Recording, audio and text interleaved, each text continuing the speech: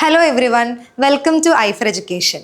ഇന്ന് സൈക്കോളജിയിൽ ഡെവലപ്മെന്റൽ സൈക്കോളജിയിൽ വരുന്ന ഒരു ഇമ്പോർട്ടൻ്റ് ആയിട്ടുള്ള തിയറിയാണ് ഡിസ്കസ് ചെയ്യുന്നത്. എറിക്സന്റെ സൈക്കോ സോഷ്യൽ ഡെവലപ്മെന്റ് തിയറി.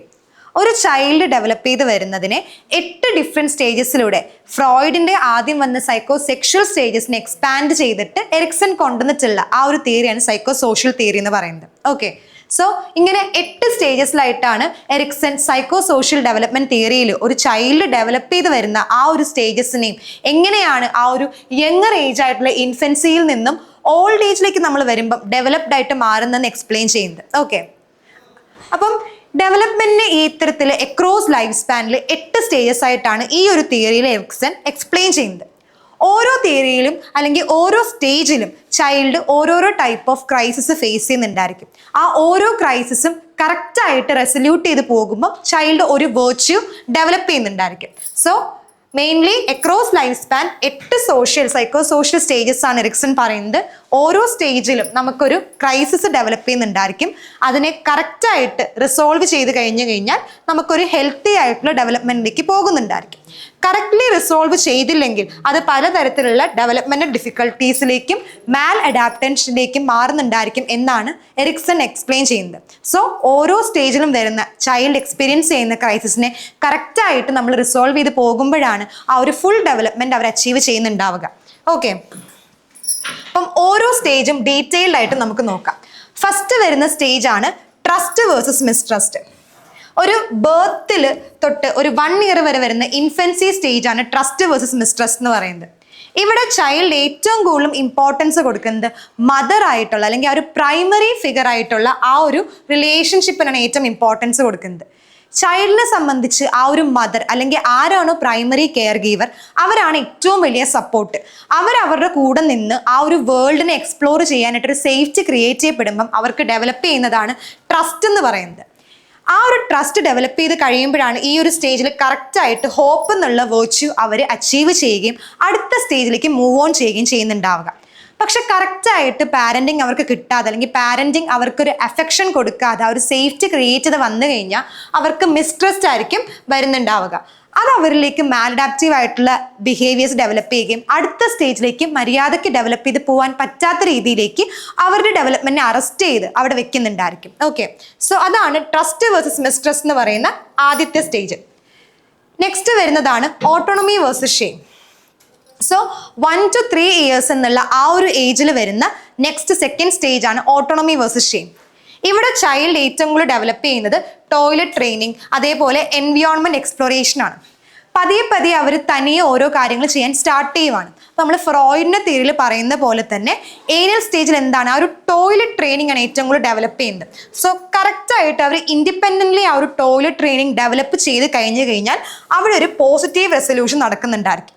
അങ്ങനെയാണ് ഈ ഒരു സ്റ്റേജിൽ അവർ വില്ലെന്നുള്ള ആ ഒരു വേർച്യു ഡെവലപ്പ് ചെയ്ത് വരുന്നുണ്ടാവുക. സോ വില്ല് ഡെവലപ്പ് ചെയ്ത് കഴിഞ്ഞാൽ അടുത്ത സ്റ്റേജിലേക്ക് കറക്റ്റായിട്ട് അവർക്ക് ഡെവലപ്പ് ചെയ്ത് പോകാൻ പറ്റുകയും അതൊരു ഹെൽത്തി ഡെവലപ്മെന്റിലേക്ക് മാറുന്നുണ്ടായിരിക്കും. എന്നാൽ കറക്റ്റായിട്ട് ഇൻഡിപെൻഡൻ്റ്ലി ഇത് ചെയ്യാൻ പറ്റാതെ ആ ഒരു എക്സ്പ്ലോറിങ് നടന്നിട്ടില്ലെങ്കിൽ അത് ഷെയിം ഓർ ഡൗട്ടിലേക്കായിരിക്കും ലീഡ് ചെയ്യുന്നുണ്ടാവുക. അത് ഈ പറഞ്ഞതുപോലെ വീണ്ടും മാൽഡാപ്റ്റീവ് ആയിട്ടുള്ള ബിഹേവിയേഴ്സിലേക്ക് ലീഡ് ചെയ്യുകയും അവരുടെ ഡെവലപ്മെന്റിനെ നെഗറ്റീവ് രീതിയിലേക്ക് മൂവ് ചെയ്യുന്നുണ്ടായിരിക്കും. ഓക്കെ, തേർഡ് സ്റ്റേജ് ആണ് ഇനിഷ്യേറ്റീവ് വേഴ്സസ് ഗിൽറ്റ്. അപ്പോൾ സെക്കൻഡ് സ്റ്റേജിൽ കറക്റ്റായിട്ട് ആ ഒരു ഓട്ടോണമി വഴി നമ്മൾ ആ ഒരു വില്ല് ഡെവലപ്പ് ചെയ്ത് കഴിയുമ്പം നമുക്ക് ഉണ്ടാവുന്ന മൂന്നാമത്തെ സ്റ്റേജ് ആണ് ഇനിഷ്യേറ്റീവ് വേഴ്സസ് ഗിൽറ്റ്. ഒരു 3 to 6 ഇയേഴ്സ് ടൈമിലാണ് ഇനിഷ്യേറ്റീവ് വേഴ്സസ് ഗിൽറ്റ് എന്നുള്ള സ്റ്റേജ് ആക്ടിവേറ്റ് ആവുന്നുണ്ടാവുക. ഇവിടെ ചൈൽഡ് ഏറ്റവും കൂടുതലും ഫോക്കസ് ചെയ്യുന്നത് പ്ലേ, ഇമാജിനേഷൻസ് അല്ലെങ്കിൽ തനിയെ ഓരോരോ ടാസ്കുകളെയും ഇനിഷ്യേറ്റ് ചെയ്ത് നല്ലപോലെ അതിനെ കറക്റ്റായിട്ട് കൊണ്ടുപോവുക എന്നുള്ളതാണ്.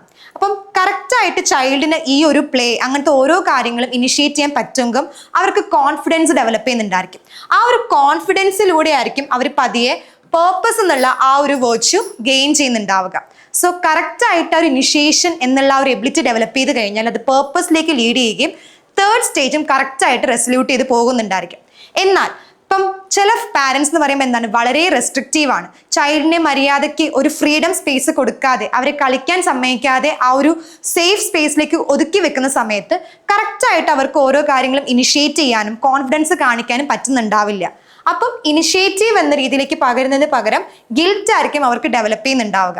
അത് ഈ ഒരു സ്റ്റേജിൽ മാൽഡാപ്റ്റീവ് ബിഹേവിയേഴ്സിലേക്ക് ലീഡ് ചെയ്യുന്നുണ്ടായിരിക്കും. കറക്റ്റായിട്ട് പേർപ്പസ് എന്നുള്ള ആ ഒരു കാര്യം ഡെവലപ്പ് ചെയ്തെടുക്കാൻ പറ്റാതെ അവരെ എഫക്ട് ചെയ്യുന്നുണ്ടായിരിക്കും. Okay, so initiative versus guilt എന്നുള്ള ഈ തേർഡ് സ്റ്റേജിൽ അവർ ഡെവലപ്പ് ചെയ്യുന്ന ആ ഒരു വേർച്യു ആണ് പേർപ്പസ് എന്ന് പറയുന്നത്. ഓക്കെ, നെക്സ്റ്റ് വരുന്ന 4ാമത്തെ സ്റ്റേജ് ആണ് industry versus inferiority. 6 to 12 years എന്നുള്ള ആ ഒരു ഏജ് ടൈമിലാണ് നമ്മൾ ഇൻഡസ്ട്രി വേഴ്സസ് ഇൻഫീരിയോറിറ്റി എന്ന് പറയുന്ന ആ ഒരു സ്റ്റേജിലേക്ക് വരുന്നുണ്ടാവുക. എന്ന് പറഞ്ഞാൽ സ്കൂൾ ഏജ് ആണ്. ഓക്കെ, സ്കൂൾ ഏജ് ആയതുകൊണ്ട് എന്താണ് നമ്മൾ പിയേഴ്സിനെ കണ്ടുമുട്ടുകയും ഒരുപാട് കാര്യങ്ങളിലേക്ക് തനിയെ ചെയ്യാനും പഠിക്കാനും വായിക്കാനും ഒക്കെ സ്റ്റാർട്ട് ചെയ്യുന്ന ഒരു സ്റ്റേജാണ് ഈ ഒരു ഇൻഡസ്ട്രി വേഴ്സസ് ഇൻഫീരിയോറിറ്റി എന്ന് പറയുന്നത്. അപ്പം ആ ഒരു സ്കൂൾ ഏജിൽ നമുക്ക് ഒരുപാട് സക്സസ് ഉണ്ടാവുകയും നമ്മുടെ ഡെവലപ്മെന്റിനെ ഫോസ്റ്റർ ചെയ്യുകയും ചെയ്തു കഴിഞ്ഞാൽ നമുക്കൊരു ഇൻഡസ്ട്രി അല്ലെങ്കിൽ നമ്മുടേതായിട്ടുള്ള ഒരു എബിലിറ്റി ഉണ്ടെന്ന് നമുക്ക് മനസ്സിലാവുകയും അത് പിന്നീട് കോമ്പീറ്റൻസ് എന്നുള്ള ഒരു വേർച്യു ഗെയിൻ ചെയ്യാനായിട്ട് അവരെ ഡെവലപ്പ് ചെയ്യുന്നുണ്ടായിരിക്കും. എന്നാൽ സ്കൂൾ ഏജിലേക്ക് പോകുമ്പം ഓരോ ടാസ്കുകൾ ചെയ്യുമ്പോഴും അവർ കറക്റ്റായിട്ട് ചെയ്യാൻ പറ്റാതെ വരികയും അവർക്ക് അവിടെ ഒരു ഇൻഫീരിയോറിറ്റി ഡെവലപ്പ് ചെയ്യുകയും ചെയ്ത് കഴിഞ്ഞാൽ അത് പിന്നീട് നെഗറ്റീവായിട്ട് അവർ ഡെവലപ്മെന്റിനെ ബാധിക്കുന്നുണ്ടായിരിക്കും. ആ ഒരു കോമ്പീറ്റൻസിലേക്ക് പോയിട്ട് അടുത്ത സ്റ്റേജിലേക്ക് പോകാൻ പറ്റാതെ അതൊരു മാലഡാപ്റ്റീവ് ഡെവലപ്മെന്റിലേക്ക് ലീഡ് ചെയ്യുന്നുണ്ടായിരിക്കും. അതാണ് 4th സ്റ്റേജ്. ആ ഒരു ഇൻഡസ്ട്രി അല്ലെങ്കിൽ കോമ്പീറ്റൻസിനെയാണ് ഈ ഒരു സ്റ്റേജ് ഏറ്റവും കൂടുതൽ ഫോക്കസ് ചെയ്യുന്നുണ്ടാവുക. 5th വരുന്ന സ്റ്റേജ് ആണ് ഐഡന്റിറ്റി വേഴ്സസ് റോൾ കൺഫ്യൂഷൻ. കുറച്ചും കൂടെ അവരാരാണ് എന്നുള്ള ആ ഒരു ഐഡന്റിറ്റി ഡെവലപ്പ് ചെയ്യാനായിട്ടായിരിക്കും ഇവിടെ അവർ ശ്രദ്ധിക്കുന്നുണ്ടാവുക.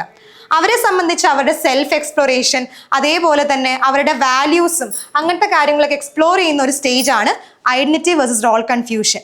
ഉള്ളിനുള്ളിൽ അവരെന്താണ് ആഗ്രഹിക്കുന്നത് എന്നുള്ള അവരുടെ പേഴ്സണാലിറ്റി, വാല്യൂസ് ഒക്കെ മനസ്സിലാക്കി കൊണ്ടുവരുന്ന ആ ഒരു സ്റ്റേജാണ് 5th സ്റ്റേജ് ആയിട്ടുള്ള ഐഡന്റിറ്റി വേഴ്സസ് റോൾ കൺഫ്യൂഷൻ. അപ്പം കറക്റ്റായിട്ട് അവർക്ക് അവരുടെ ഓരോ ഇന്നർ വാല്യൂസും ഇവിടെ എക്സ്പ്ലോർ ചെയ്യാൻ പറ്റുകയും അതേപോലെ അവർക്ക് മുന്നോട്ട് പോകാൻ പറ്റിക്കഴിഞ്ഞാൽ ഇവിടെ ഡെവലപ്പ് ചെയ്യുന്ന ആ ഒരു വേർച്യു ആണ് ഫീഡിലിറ്റി. അവരുടെ തന്നെ സെൽഫിലും അതേപോലെ ബാക്കിയുള്ള കാര്യങ്ങളിലും ഒരു ഫെയ്ത്ത്ഫുൾനെസ് ഡെവലപ്പ് ചെയ്യാൻ പറ്റുന്നുണ്ടായിരിക്കും. പക്ഷെ കറക്റ്റായിട്ട് ഒരു എക്സ്പ്ലോറേഷൻ നടന്നില്ല എന്ന് വന്നു കഴിഞ്ഞാൽ അത് റോൾ കൺഫ്യൂഷനിലേക്ക് ലീഡ് ചെയ്യുന്നുണ്ടായിരിക്കാം. അവരെന്താണ് എന്നുള്ള ഐഡന്റിറ്റി ഡെവലപ്പ് ചെയ്യാതെ അവർക്ക് അടുത്തൊരു സ്റ്റേജിലേക്ക് പോകാൻ പറ്റാതെ അതൊരു മാലഡാപ്റ്റീവ് ആയിട്ടുള്ള പേഴ്സണാലിറ്റി ഡെവലപ്മെന്റിലേക്ക് ലീഡ് ചെയ്യുന്നുണ്ടായിരിക്കാം. അതാണ് ഐഡന്റിറ്റി വേഴ്സസ് റോൾ കൺഫ്യൂഷൻ എന്ന് പറയുന്ന 5th സ്റ്റേജ്. 6th വരുന്ന സ്റ്റേജ് ആണ് ഇന്റിമസി വേഴ്സസ് ഐസൊലേഷൻ. അപ്പം ഇത് നമ്മുടെ 18 to 40 ഇയേഴ്സ് എന്ന് പറയുന്ന ആ ഒരു യങ് അഡൾട്ട്ഹുഡ് സ്റ്റേജിലാണ് ഇന്റിമസി വേഴ്സസ് ഐസൊലേഷൻ എന്ന് പറയുന്ന ഈ ഒരു സ്റ്റേജ് വരുന്നുണ്ടാവുക. അപ്പം നമ്മൾ ആരാണെന്നുള്ള ഐഡന്റിറ്റി കറക്റ്റായിട്ട് ബിൽഡ് ചെയ്ത് കഴിയുമ്പോഴാണ് ഈ ഒരു സ്റ്റേജിലേക്ക് അവർ വരുന്നുണ്ടാവുക. ഇവിടെ അവർ കൂടുതലും ബാക്കിയുള്ളവരിലേക്ക് ഒരു റിലേഷൻഷിപ്പുകൾ ഉണ്ടാക്കാനായിട്ടും പ്രത്യേകിച്ച് ഒരു റൊമാൻറ്റിക് റിലേഷൻഷിപ്പുകളും ലൈഫിന്റെ പാർട്ട്നേഴ്സിനെയും ഒക്കെ കണ്ടുപിടിക്കുന്ന ആ ഒരു യങ് അഡൾട്ട്ഹുഡ് സ്റ്റേജ് ആണ് ഈ ഒരു സ്റ്റേജിൽ വരുന്നുണ്ടാവുക.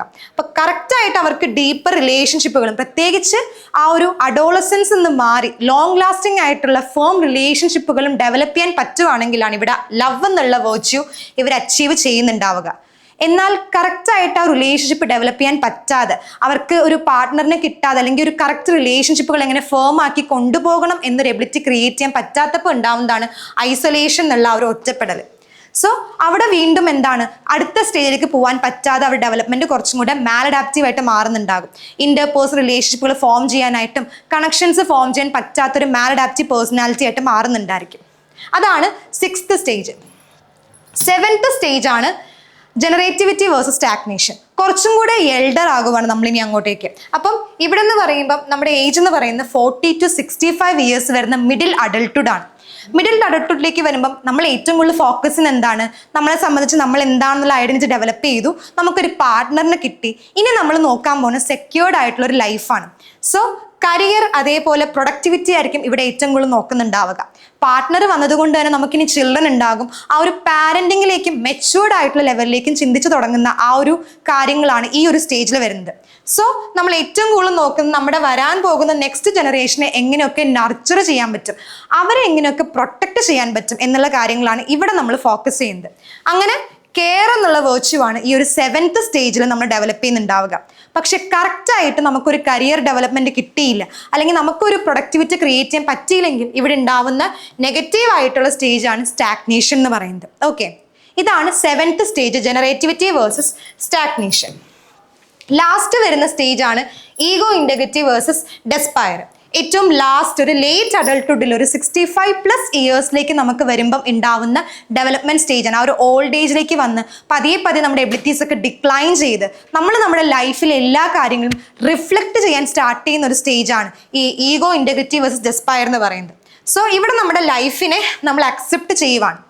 കറക്റ്റ് രീതിയിലാണ് നമ്മൾ 7 സ്റ്റേജസും കണക്ട് ചെയ്ത് വന്നിട്ടുണ്ടെങ്കിൽ ഇവിടെ നമുക്ക് ലൈഫ് എന്ന് പറയുന്നത് വളരെ മീനിങ് ഫുൾ ആയിട്ടായിരിക്കും ഫീൽ ചെയ്യുന്നുണ്ടാവുക. അപ്പം നമ്മൾ അച്ചീവ് ചെയ്യുന്നതാണ് വിസ്ഡം എന്ന് പറയുന്നത്. സോ വിസ്ഡം അച്ചീവ് ചെയ്യുമ്പോഴാണ് കറക്റ്റ് ആയിട്ട് ആ ഒരു ഹോൾ ജേർണി നമ്മൾ ഹെൽത്തി ആയിട്ട് മുന്നോട്ട് പോയിട്ടുണ്ടെന്നുള്ളൊരു കൺക്ലൂഷനിലേക്ക് വരുന്നുണ്ടാവുക. എന്നാൽ ഇവിടെ വന്നിട്ട് നമ്മൾ റിഫ്ലക്ട് ചെയ്യുമ്പം നമ്മൾ എന്താണ് ലൈഫിൽ ചെയ്തതെന്ന് നമുക്ക് മനസ്സിലാവുന്നില്ല, മീനിങ് ഫുൾ ആയിട്ടൊന്നും ചെയ്തില്ല എന്നുള്ള റിയലൈസേഷനാണ് വരുന്നെങ്കിൽ നമുക്ക് ഡെവലപ്പ് ചെയ്യുന്നത് ഡെസ്പയർ എന്നുള്ള നെഗറ്റീവ് ഫീലിംഗ് ആയിരിക്കും. എന്തിനു ജീവിച്ചു എന്നുള്ളൊരു അർത്ഥം പോലും നമുക്ക് ഉണ്ടാവുന്നില്ല എന്നുള്ള ഫീലിങ്സ് ആയിരിക്കും അപ്പോൾ ഡെവലപ്പ് ചെയ്യുന്നുണ്ടാവുക. സോ ഇവിടെ ലാസ്റ്റ് ആയിട്ട് നമ്മൾ അച്ചീവ് ചെയ്യുന്നത് വിസ്ഡം എന്നുള്ള വേർച്യൂ ആണ്. ഇതാണ് ഏറ്റവും ലാസ്റ്റ് എറിക്സൺ പറയുന്ന നമ്മുടെ ഓൾഡ് ഏജിലേക്ക് വരുന്ന സ്റ്റേജ്. സോ നമുക്ക് ഒരുപാട് ഈ ഒരു ടെക്നീക്സ് വെച്ചിട്ട് ഈ ഒരു 7 സ്റ്റേജസിനെയും നമുക്ക് കറക്റ്റായിട്ട് പഠിച്ചു വെക്കേണ്ട ആവശ്യമുണ്ട്. കാരണം മാച്ച് ദ ഫോളോയിങ് ആയിട്ടും അതേപോലെ തന്നെ സീക്വൻഷ്യലി അറേഞ്ച് ചെയ്യാനൊക്കെ ആയിട്ടും ഈ ഒരു സ്റ്റേജസ് ചോദിക്കാറുണ്ട്. സോ ഇതേപോലെ ഡിഫറെൻറ്റ് ടൈപ്പ് ഓഫ് ടെക്നീക്സും ആക്രോണിംസും വെച്ചിട്ട് നിങ്ങൾക്ക് ഈ സീക്വൻസുകളെ ഓർത്തിരിക്കാൻ പറ്റുന്നതാണ്. സോ അങ്ങനെ തന്നെ ഓർത്തിരിക്കുക. അതേപോലെ പഠിക്കുമ്പം ഈ ഓരോ സ്റ്റേജസിലെയും അപ്രോപ്രിയേറ്റ് ആയിട്ടുള്ള ഏജസും അതേപോലെ തന്നെ ഓരോ സ്റ്റേജസിലെയും സൈക്കോസോഷ്യൽ ക്രൈസിസ് എന്താന്നുള്ളതും ഓരോ സ്റ്റേജും കറക്റ്റായിട്ട് നമ്മൾ ഡെവലപ്പ് ചെയ്ത് കഴിഞ്ഞാൽ അവിടെ നമ്മൾ അച്ചീവ് ചെയ്യുന്ന വേർച്യൂ എന്താന്നുള്ളതും അറിഞ്ഞിരിക്കുക. ഓരോ സ്റ്റേജിലും ഇങ്ങനെ 3 കാര്യങ്ങളും കണക്ട് ചെയ്ത് വേണം നമ്മൾ പഠിക്കാനായിട്ട്.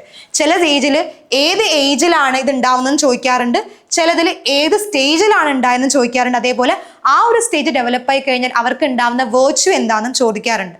സോ ഇങ്ങനെ 8 സ്റ്റേജസ് ആയിട്ട് ഒരു ചൈൽഡ് എങ്ങനെ ഡെവലപ്പ് ചെയ്ത് വരുന്നു എന്നുള്ളതിനെ ഓരോ സ്റ്റേജിലും ഓരോ ക്രൈസിസ് ഉണ്ടാവുന്നു. ക്രൈസിനെ കറക്റ്റായിട്ട് റിസോൾവ് ചെയ്യുമ്പം ഒരു വേർച്യൂ ഡെവലപ്പ് ചെയ്യുന്നു. കറക്റ്റായിട്ട് വന്നില്ലെങ്കിൽ അവിടെ നമ്മുടെ ഡെവലപ്മെന്റ് അറസ്റ്റ് ചെയ്യപ്പെടുന്നു. അത് പിന്നെ മാൽഡാപ്റ്റീവ് ആയിട്ട് മാറുന്നു എന്നുള്ളൊരു സീക്വൻഷ്യൽ ആയിട്ടുള്ള സ്റ്റേജ് തിയറിയാണ് എറിക്സന്റെ സൈക്കോ സോഷ്യൽ തിയറി എന്ന് പറയുന്നത്. ഓക്കെ, അപ്പോൾ ഓവറോൾ ഈ ഒരു തിയറി എന്താണെന്ന് നിങ്ങൾക്ക് ക്ലിയർ ആയെന്ന് വിചാരിക്കുന്നു. ഈ പറഞ്ഞതുപോലെ ഓരോ സ്റ്റേജസിനെയും കണക്ട് ചെയ്ത് അതിൻ്റെ ഏജും അതിൻ്റെ ക്രൈസിസും വേർച്യൂസും കണക്ട് ചെയ്ത് തന്നെ പഠിക്കാം. സോ ഈ ഒരു പോർഷൻ വളരെ ഇമ്പോർട്ടൻ്റ് ആണ്. എല്ലാവർക്കും ഈ ഒരു തിയറി ക്ലിയർ ആയെന്ന് വിചാരിക്കുന്നു. സോ നെക്സ്റ്റ് ഒരു സെഷനിൽ അടുത്ത ഒരു കൺസെപ്റ്റ് ആയിട്ട് നമുക്ക് വീണ്ടും കാണാം. അതുവരെ നമുക്ക് ഈ സെഷൻ വൈൻഡ് അപ്പ് ചെയ്യാം. താങ്ക്